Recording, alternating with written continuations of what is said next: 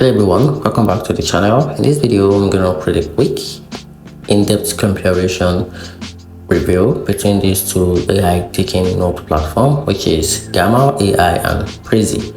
So let's dive into it. Gamma is an AI presentation tool that helps you create slides very fast.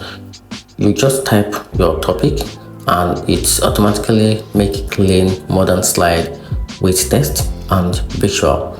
Very great for people who want professional presentation without spending time designing slides. Gamma is also best for quick work, business desk, and school or work presentation. Now, talking about Prezi, on the other hand, is different because it focuses on movement and storytelling instead of AI speed. It uses a zoom in and zoom out style that makes presentation more interesting, especially for live talk.